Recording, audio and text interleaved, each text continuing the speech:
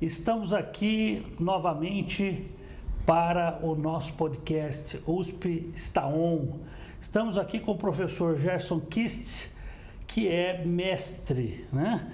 E ele vai nos falar hoje aqui de um assunto muito interessante, que é por que as pessoas estão pedindo demissão dos seus empregos, né? Quem em sã consciência faria isso nos dias de hoje, mas parece que está acontecendo isso no mundo todo, não só no Brasil. Professor, muito bem-vindo ao nosso podcast e gostaríamos de saber, sabendo que o senhor é um especialista na área, né? Por que isso está acontecendo, professor? Ok, Gastão, muito obrigado pelo convite, pela participação. E a questão é a seguinte, né? Esse é um dos grandes desafios quando a gente fala em gestão de pessoas nos dias de hoje, que é a retenção de talentos, né? Retenção de mão de obra, retenção de talentos. E os dados mais recentes do Ministério do Trabalho e Emprego aqui no Brasil, né, demonstraram que houve um crescimento significativo nos pedidos de demissão, né? E por que isso, né? Por que esse número vem aumentando de uma forma tão significativa? Alguns fatores principais, e aqui a gente vai procurar ser bastante breve, né? Primeiro, os que mais estão pedindo demissão são aqueles colaboradores da chamada geração Y, né? Que são os nascidos entre 1981 e 1996, os da chamada geração Z também, nascidos então a partir de 1997.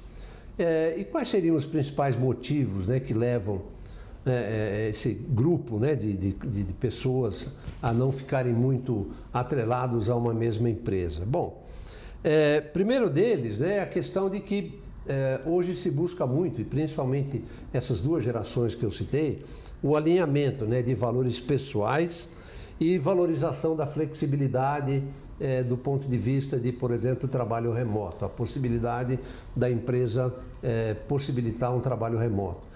Isso também contribui não só com a questão, né, de flexibilidade do horário de trabalho, mas isso contribui de maneira significativa com a qualidade de vida, né? Fora isso, né, chegou-se à conclusão que a ideia do trabalho remoto, muitos ainda combatem, né, por questões aí de autoritarismo, por questões culturais de uma empresa, mas também dados demonstram que não há queda de produtividade, né, quando se fala no trabalho remoto.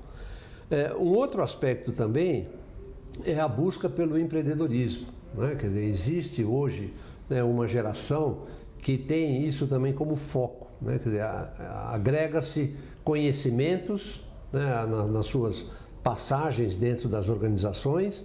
Esses conhecimentos formam uma bagagem que de alguma forma contribui para que essa pessoa tenha uma visão no sentido de arriscar, né, de ser empreendedor, de abrir um negócio próprio, né? Então, valorização, a adequação, né, do trabalho aos seus valores pessoais, uma maior valorização da qualidade de vida e também a ideia de empreendedorismo. Esses seriam os três principais fatores, né?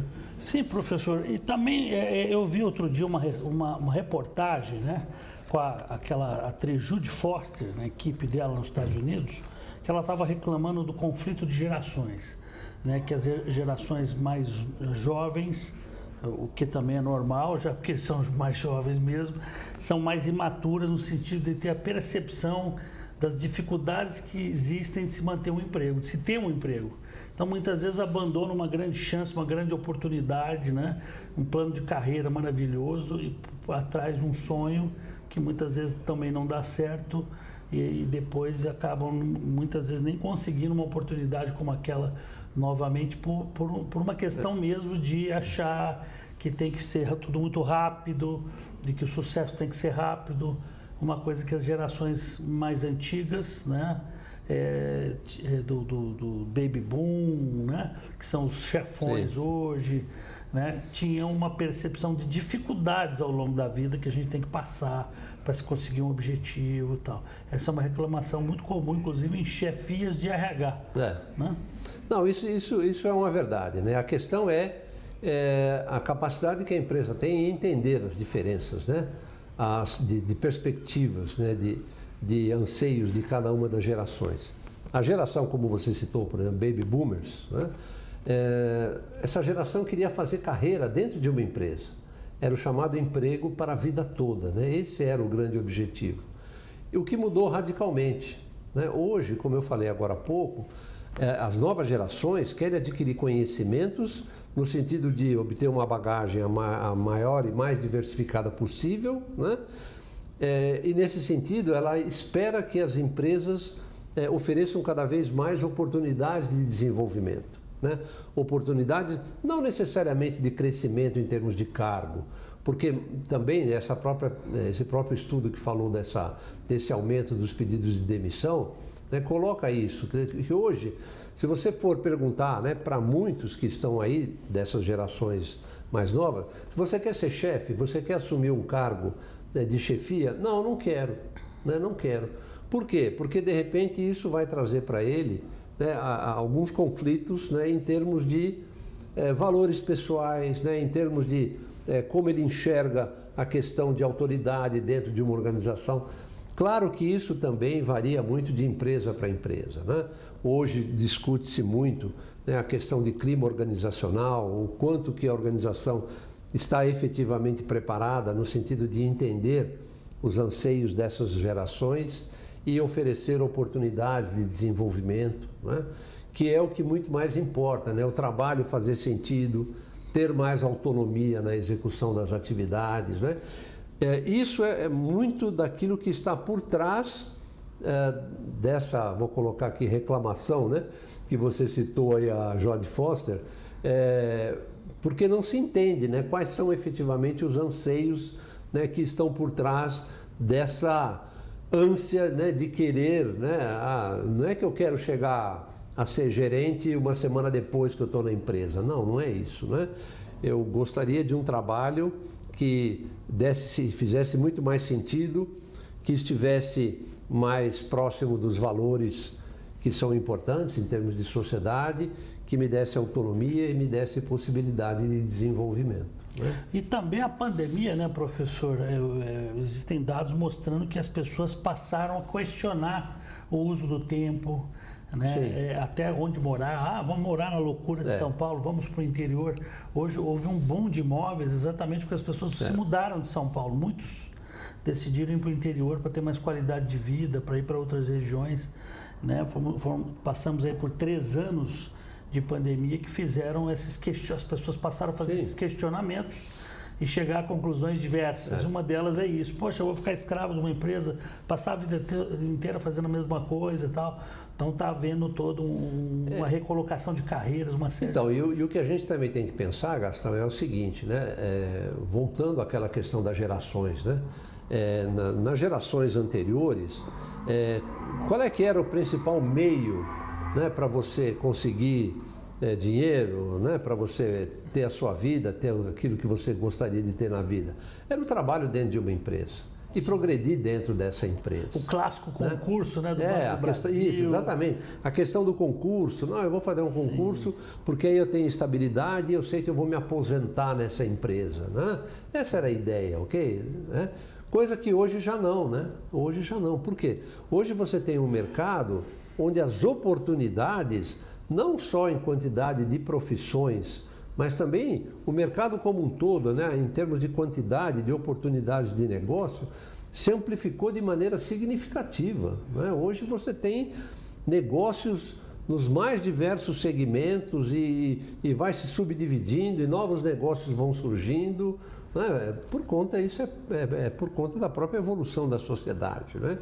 Então, o que a gente tem hoje, quer dizer, uma diferenciação significativa, né, em termos de propósito, em termos de valores, em relação às gerações, né, que nós temos aí no mercado. Estamos tendo também um embate, né, professor, agora no retorno ao presencial.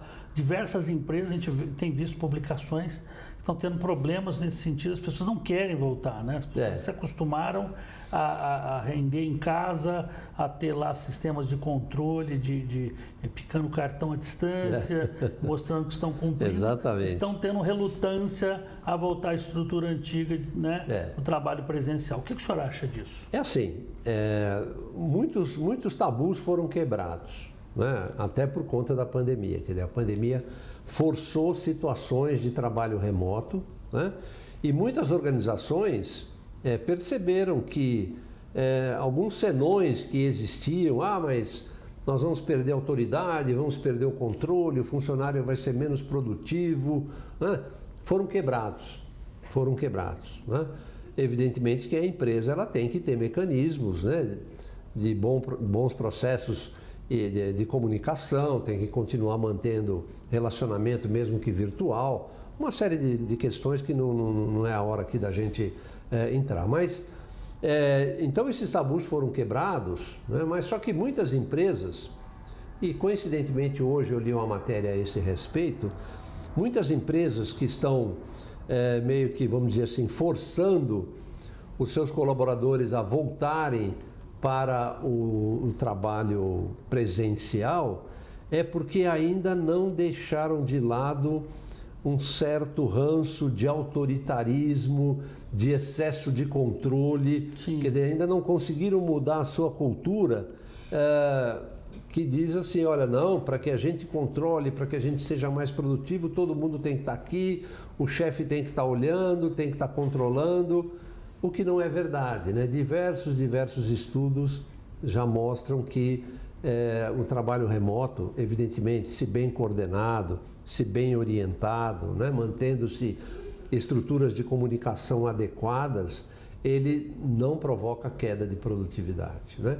E ele contribui de maneira significativa para aquelas questões que estão ligadas à qualidade de vida, né?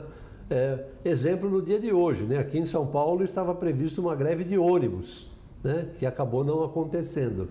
Mas imagina, né? Uma cidade como São Paulo, o dia que enfrenta uma greve de ônibus ou uma greve de metrô, né? O nível de dificuldade, de estresse para as pessoas chegarem até o local de trabalho, isso tem um impacto significativo em termos de produtividade, né? Ao passo, claro que existem funções, existem atividades onde você não pode, né, pela característica da atividade, liberar trabalhos de trabalho. Né? Trabalho de trabalho. Alguns então, casam muito bem, outros não. Né? Quando você fala, por exemplo, da indústria de transformação, né, onde você tem linha de produção, você não tem como aí falar, não, esse trabalho vai ser feito remotamente, né? Mas grande parte, sim, é possível. No meu caso, por exemplo, eu sou psicanalista, né? Eu sou cineasta e sou psicanalista. A gente pode, hoje a gente já está até muito mais à procura pelo online, claro, porque dá para se fazer nesse caso, né, o online. O próprio avanço da telemedicina, né? Os convênios estão liberando, né? Já liberaram, na verdade. Um kit lá a possibilidade de você fazer uma consulta. É um clínico geral, tá bom. Então, ao invés de eu me locomover e ir até um centro clínico, até um consultório do médico, né? Eu pego ali meu celular, ligo para o médico. Outros, por exemplo, dentista não tem como. Dentista já não tem como. É o que eu falei, né? Nunca vão ficar praticamente. Dependendo da atividade, pelo menos por enquanto, né, Gastão? A gente nunca sabe a evolução da tecnologia. Né? Hoje já se faz operações à distância, né, com robôs, enfim. Mas, de uma maneira geral, é isso, né? Existem atividades que você não tem como liberar mesmo, né? Isso a gente sabe. Mas... É verdade. Bom, então chegamos aqui ao final da nossa entrevista, né? Quero ver a participação de vocês aí, curtem aí, cliquem embaixo aí no sininho, clicando, nos ajudando aí no nosso canal, para termos entrevistas como essa aqui com o professor. Agradeço a sua presença, professor. Eu que agradeço. Boa entrevista, gostei muito, espero que vocês gostem também. Um grande abraço e até a próxima. Até a próxima.